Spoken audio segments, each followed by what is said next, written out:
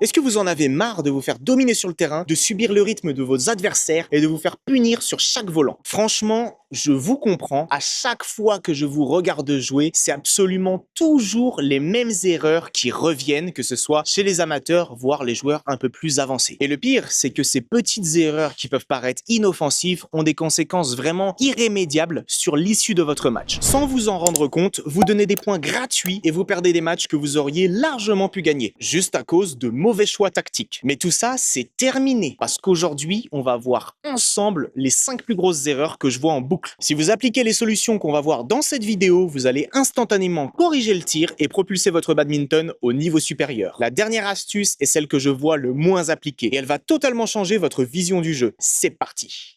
Avant que la vidéo ne commence, on a sorti Leanminton, le premier jeu de management dans le badminton. Vous gérez vos joueurs, votre club, participez à des tournois, remportez des récompenses dans le jeu, comme des récompenses réelles. D'ailleurs, récemment, on a de gros joueurs qui ont rejoint l'aventure, merci à eux. Et en description, vous avez mon lien pour démarrer directement avec 100 diamants. Allez, bonne vidéo. Erreur numéro 1, arrêtez de chercher le point gagnant quand vous ne pouvez pas. Faut littéralement faire l'inverse. S'il y a bien un truc surprenant quand j'observe les joueurs, c'est votre capacité à juger s'il est opportun ou non d'engager une attaque plus forte. En fait, vous faites exactement l'inverse de ce qu'il faudrait faire. Vous voyez très bien de quoi je parle. Vous êtes pris de court, complètement en retard, en plein déséquilibre arrière. Vous n'avez littéralement que très peu de chances de réussir un beau coup. Et c'est exactement là que vous vous dites « Allez, je tente le tout pour le tout, je me tords en deux et j'envoie toute ma patate pour essayer de terminer le point. Ça va compenser mon retard. » Tenter de finir le point lorsque vous êtes mal positionné, c'est la pire idée. Au mieux, votre adversaire vous bâchera directement parce qu'il aura anticipé ce que vous allez faire et au pire, votre volant arrivera directement dans le filet. Mais le truc le plus choquant, en réalité, c'est même pas ça parce que bon, même si vous vous cassez en deux et que vous souhaitez taper de toutes vos forces, l'intention est quand même honorable, vous cherchez à finir le point. Non, le truc qu'il faut vraiment changer, c'est à l'inverse. Quand vous avez une position vraiment favorable, l'adversaire envoie un lob qui est trop court ou alors un dégagement qui est beaucoup trop court, trop haut et vous, on ne sait pas pourquoi, vous allez faire un dégagement. Alors ça c'est vraiment le pire truc. L'adversaire fait une frappe molle, totalement sans rythme, qui remet l'adversaire en confiance. Vous devez urgemment inverser vos choix. Vous devez adopter la mentalité et le discernement d'un joueur avancé. Quand vous êtes en difficulté, vous devez survivre. Vous remettez le volant tranquillement dans le terrain sans donner d'opportunité d'attaque à votre adversaire. Quand vous avez une opportunité d'attaque, que l'adversaire est trop court ou que c'est trop mou, et bien là, vous envoyez une attaque. Une attaque ne veut pas dire forcément un smash à 100%, ça peut être un demi-smash, ça peut être un full smash, ça peut être un petit smash croisé, ça peut être un amorti au centre, ça peut être un reverse slice, ça peut être énormément de choses, mais pas forcément un smash full power. Admettons, l'adversaire est un petit peu court sur le terrain. Vous n'avez pas forcément besoin d'envoyer un smash à 100% si vous sentez que vous allez le foirer. Vous pouvez envoyer un demi-smash au centre et attendre une meilleure opportunité pour pouvoir attaquer. Et même si l'adversaire a une bonne longueur en fond de court, vous ne devez pas faire des dégagements pour obtenir l'attaque. Vous devez faire un demi-smash au centre, un demi-smash droit, un demi-smash changement de prise. Vous devez attendre l'opportunité, attendre un volant plus court que les autres pour pouvoir faire la différence et taper plus fort. Mais quand vous avez le temps, s'il vous plaît, évitez de faire des dégagements. Essayez d'être directement décisif ou au minimum de récupérer une attaque plus favorable pour pouvoir construire et terminer votre point. Les dégagements en double, c'est assez compliqué pour pouvoir terminer le point quand vous montez en niveau.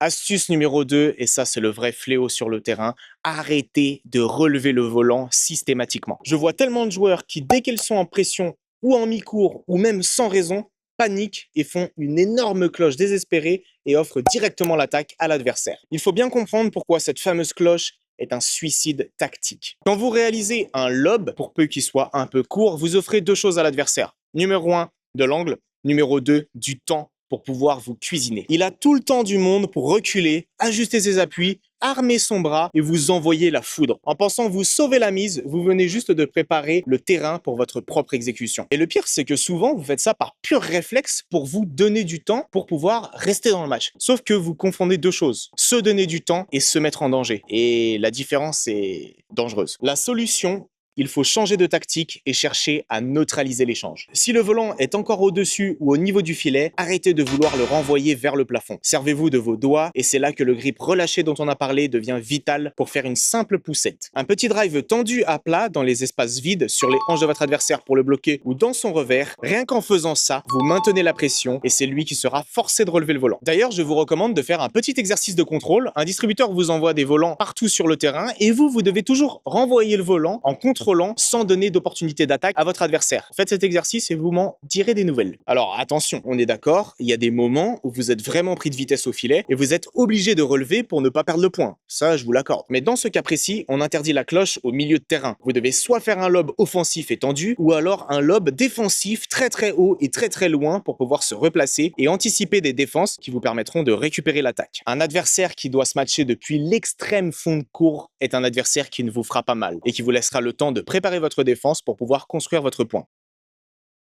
On passe à la troisième astuce et c'est exactement là que vous devez arrêter d'être spectateur de votre propre match. On va parler du contrôle absolu des 3 premiers coups d'un échange. Le service, le retour et votre troisième frappe. C'est hallucinant de voir le nombre de joueurs qui servent juste pour pouvoir mettre le volant en jeu. Ils servent, ils reculent d'un pas et ils regardent ce qui se passe. En réalité, vous devez directement prendre une option. Je sers ici et j'attends tel retour. Si ce retour n'arrive pas, ce sera telle autre option. Un joueur avancé ne tape jamais son service au hasard. Il sert avec une intention tactique. En gros, il se dit, je vais servir exactement ici pour l'obliger à faire tel retour et au troisième coup, je punis. Vous devez devenir le metteur en scène du point. Si vous voulez déclencher un jeu très rapide et à plat parce que vous avez de meilleurs réflexes, servez un peu plus tendu vers son épaule pour l'obliger à faire un drive. À l'inverse, si vous voulez absolument qu'il lève le volant pour prendre l'attaque, servez extrêmement court et collez sur son coup droit. Et si vous êtes en double, vous pouvez frotter le volant au service pour le faire vriller, ça augmentera significativement les chances pour que l'adversaire fasse une cloche pour votre partenaire. Et surtout, vous devez anticiper.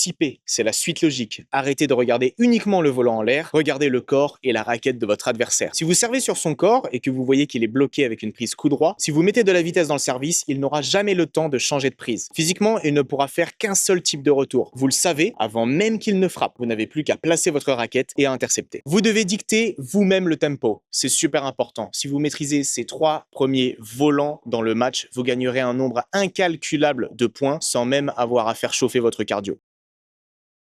Astuce numéro 4, et écoutez-moi bien parce que c'est vraiment la fondation de tout le reste, votre jeu de jambes. Vous devez vraiment l'optimiser. Vous pouvez avoir la meilleure technique du monde ou la raquette la plus chère. Si vous n'êtes pas bien placé derrière le volant, votre frappe sera catastrophique. Un bon placement compense presque tout. Mais quand je regarde des matchs de niveau intermédiaire, je vois des joueurs qui s'épuisent, courent partout, sont toujours en retard et ils ont l'impression que le terrain fait 100 mètres de long. Pour exploser sur le court et vous déplacer comme un pro, il vous manque souvent ces 3 éléments. Le premier, c'est le saut d'allègement, c'est non négociable. Beaucoup de joueurs attendent le volant les pieds à plat, cloués au sol. Le problème, c'est que quand l'adversaire frappe, vous devez vaincre l'inertie de votre propre poids pour pouvoir démarrer. C'est beaucoup trop lent. Le saut d'allègement, c'est un tout petit saut que vous déclenchez pour que vos pieds retouchent le sol exactement au moment où l'adversaire frappe le volant. Ça crée un effet ressort dans vos mollets et vos cuisses et ça vous donne une explosivité immédiate pour bondir dans n'importe quelle direction. Le deuxième point, c'est d'éliminer de toute urgence les pas parasites. Les joueurs intermédiaires ont tendance à faire plein de petits pas pour atteindre le fond de court ou l'avant du court, tandis que les joueurs plus avancés et les joueurs professionnels font des grands pas chassés ou des pas courus ou des pas croisés pour atteindre très vite leur destination. Moins vous faites de pas pour atteindre le volant, plus vous serez rapide et économe en énergie. Et enfin, la règle d'or de la géométrie du déplacement, vous devez toujours mener ceci avec votre jambe côté raquette. Si vous êtes droitier, ce sera toujours la jambe droite qui devra guider vos pas à l'origine. Vers l'avant ou sur les côtés, c'est votre jambe droite qui va s'ancrer au sol pour la fente finale, ce qui vous donne de l'allonge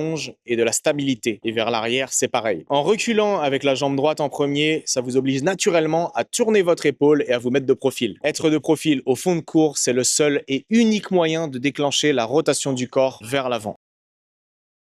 Astuce numéro 5 est la plus importante, la régularité et l'art de la feinte. On arrive à la 5e et dernière astuce et croyez-moi, c'est celle qui va le plus frustrer et épuiser mentalement vos adversaires. On va parler de vos marges de sécurité et de l'art de masquer vos coups. Premier point, arrêtez de vouloir faire des highlights à chaque échange. Je vois trop de joueurs qui à chaque point essayent de faire l'amorti de fond de court, qui rase la bande, de faire le smash qui atterrit vraiment sur la ligne. Prévoyez une petite marge de sécurité, ça ne changera pas grand-chose à la construction et à la finalité de votre point. Parce que pour la plupart des gens, pour un coup magnifique qui passe, vous faites 4 fautes directes dans le couloir ou dans le filet. Les joueurs avancés ne visent presque jamais les lignes. Ils privilégient le placement, mais ils prennent de la marge. Visez un demi-mètre à l'intérieur du court, visez un peu plus haut par rapport au filet. Si votre adversaire est déséquilibré, prenez de la marge. Un volant placé un demi-mètre de l'autre côté le mettra en difficulté pareil qu'un volant sur la ligne. Ça changera strictement rien, sauf pour vous qui aura plus de chances de faire une faute par rapport à la marge de sécurité prise. Deuxième point, et c'est le pire cadeau que vous pourriez offrir à votre adversaire, un lob trop court. Je sais que c'est compliqué et que vous travaillez jamais les lobs, mais quand vous êtes en difficulté, vous devez vraiment faire des lobs qui arrivent le plus au fond possible. Et en réalité, il n'y a pas de secret, vous devez travailler vos lobs. Arrivez avec une raquette déjà prête pour pouvoir faire un bon lob. Faites des exercices parce que franchement, je vous vois jamais en faire. L'adversaire a tout son temps pour vous fusiller. Vous devez impérativement allonger vos lobs et vos dégagements jusqu'au fond de court. Un volant profond, même s'il est haut, repousse l'adversaire loin du filet, diminue la puissance de son smash et surtout vous donne le temps précieux pour vous replacer au centre. Et enfin, le troisième point, vous devez masquer vos coups. Ça, c'est le truc que je vois vraiment souvent. Vous avez une préparation qui est ultra différente lorsque vous allez faire un amorti ou un smash. Lorsque vous faites un smash, l'adversaire s'y attend, il est prêt pour défendre. Mais même si vos smashs sont puissants, un gars qui sait ce que vous allez faire a toujours un coup d'avance par rapport à vous. Si vous avez exactement la même préparation et que vous voulez faire un smash ou alors un amorti, l'adversaire ne saura vraiment pas ce que vous allez faire et du coup vous serez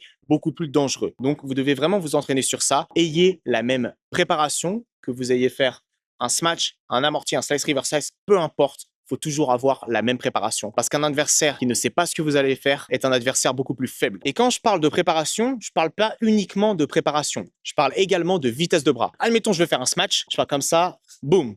Je vais faire un amorti, et c'est vraiment au dernier moment où vous ralentissez votre bras.